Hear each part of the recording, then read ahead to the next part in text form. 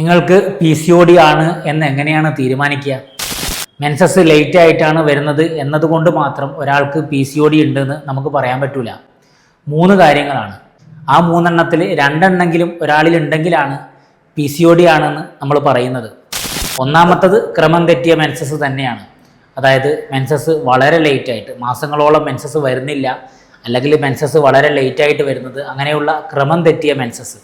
രണ്ടാമത്തത് സ്ത്രീകളുടെ ശരീരത്തിൽ പുരുഷ ഹോർമോൺ ആൻഡ്രജൻ കൂടിയതിൻ്റെ ലക്ഷണങ്ങൾ കാണിക്കുക. അതായത് അമിതമായിട്ടുള്ള രോമ വളർച്ച മുഖത്തും ചെസ്റ്റിലും ശരീരത്തിൻ്റെ പല ഭാഗത്തായിട്ട് ആണുങ്ങളെപ്പോലെ രോമ വളർച്ച ഉണ്ടാകുക, മുടികൊഴിച്ചിലുണ്ടാകുക, മുഖക്കുരു ഉണ്ടാകുക, മുഖം ഓയിലി ആകുക എന്നീ ലക്ഷണങ്ങൾ. അല്ലെങ്കിൽ ബ്ലഡിൽ പുരുഷ ഹോർമോൺ ആൻഡ്രജൻ്റെ അളവ് കൂടി നിൽക്കുക.